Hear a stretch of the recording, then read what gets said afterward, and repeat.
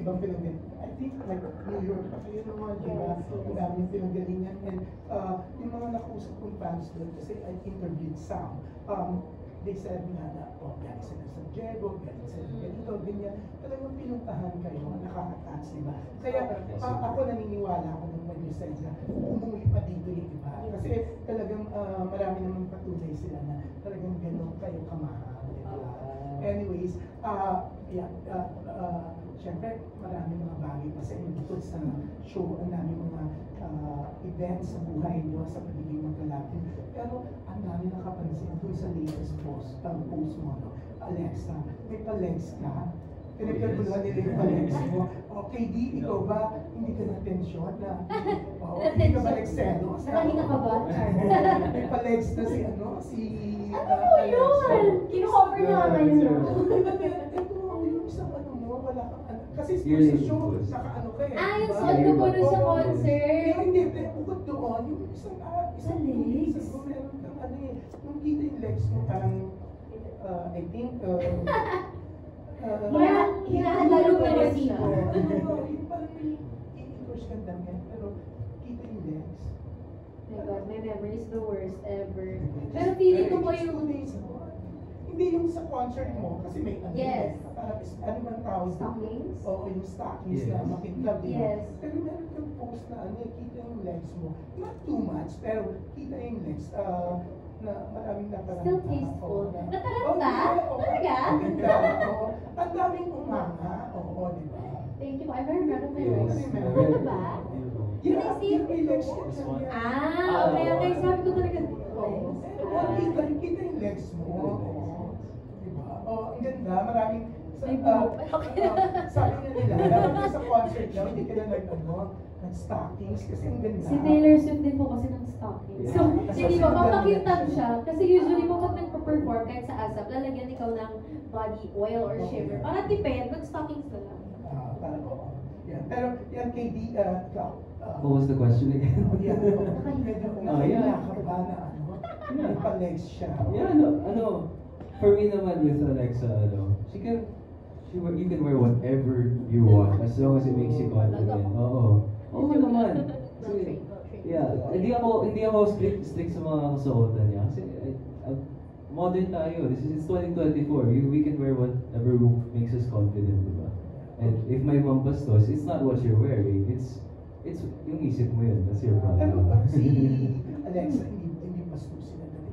Hindi, social. Elegante. Modern Maria Clara. Okay, thank you. Ito last na, baka insecure si DJI. Pero eto, tama no, yung Alexa went to your premiere night. Yes, she did. Nakaka-touch, di ba? Yes, super. So, anong masasabi mo na yung talagang kahit eto, hindi mo siya kasama sa movie, but still, she supported you, di ba? Nagpakita siya ng support. And ang sipat din ng ibang fans mo, I heard may mga black screen sila. Yes.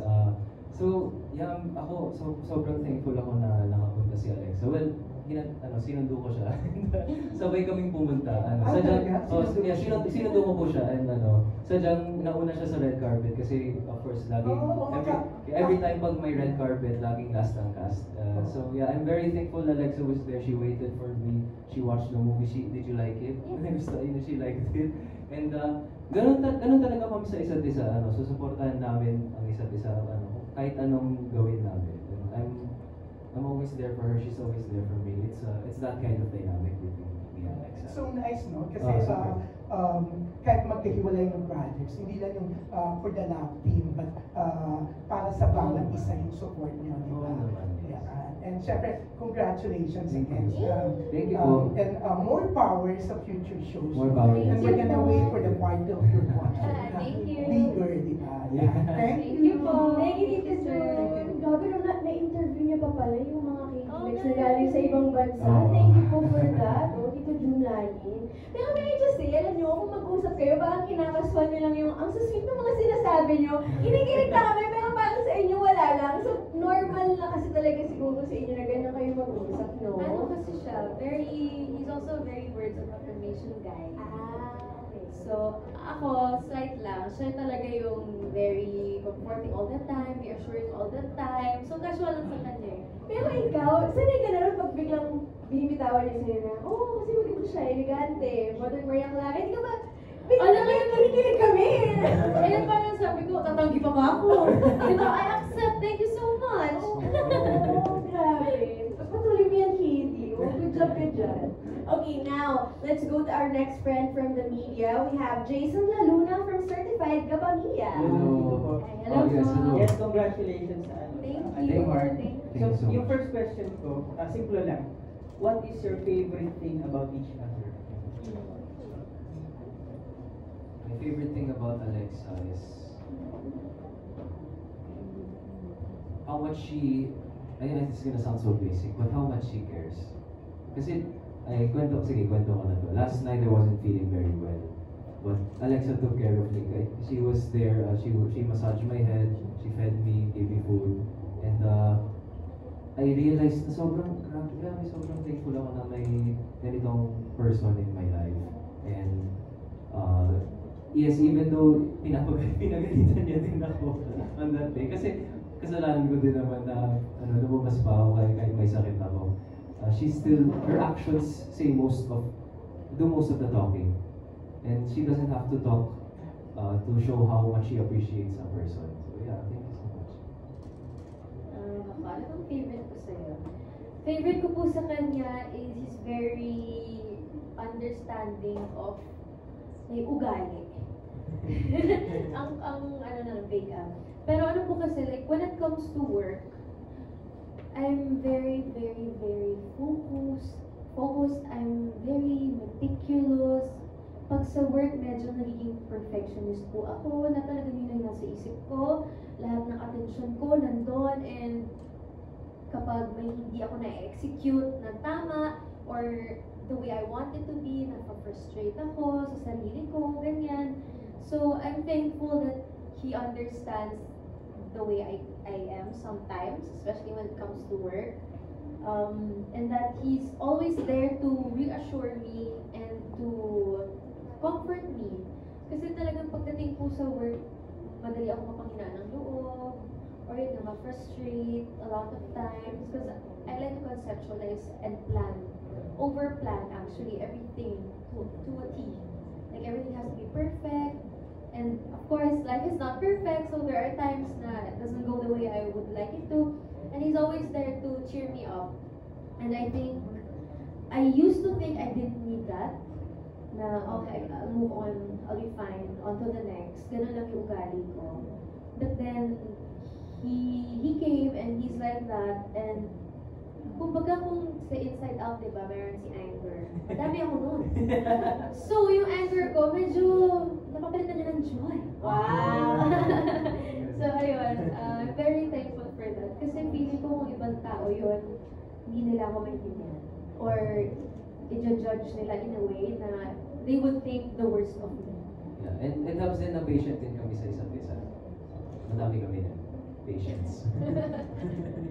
Yung follow-up question ko, you've done theater, you've done a microfilm, you've done a teleserye, now you've done a concert. Ano yung dynamics ng preparation? So, iba't ibang challenges, iba't ibang activities. So, ano yung mga magkakaparehas na nagagawa yung approach towards dun sa iba't ibang activities na yun? Ano yung pinagkaiba nila? In terms of work naman.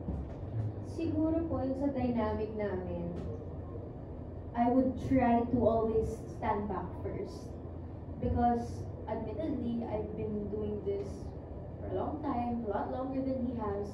And since it's almost his first time to experience being a lead in a teleserye, in a play, actually it was my first time also, but kumbaga mas may background ako. So during moments like that, where sasabak po kami in another field, in a new field, I like to take a few steps back first and watch him do his thing, kung paano niya atakihin yung mga bagay-bagay. And then, when he needs me, I will always be there.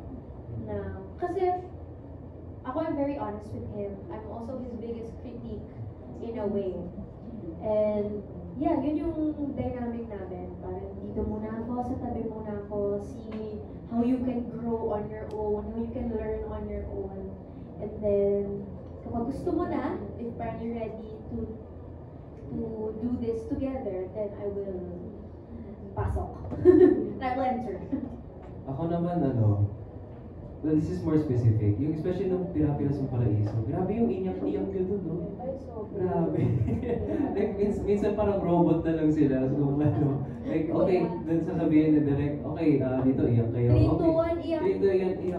I try to observe Alexa, how she acts then. And ako, when I'm working with Alexa, I observe her a lot. And I try to do what she does, or not do what she does, but like I try to mix myself into what she's doing, and so it will drive more instead of me just doing my own thing. Then biglang it causes like tension. But I also noticed that what I do with him and take a few steps back, he also does that. Yes. And ang galing lang kasi sakto yung timing. So, I'll be there when he needs me at the right time, and he's also there when I need him at the right time. But during other times, we let each other be in a way na yun nga. Kasi pag work, hindi talaga nasa isip ko yung sweetness or anything like that. I want us to be focused and all. So yun yung ganun po yung dynamic. Thank you po. Thank you po. Thank you, Jason. Now let's go to Miss Candice Go from Push. Hi, hello po. Good evening po. Ano yung mga what's the difference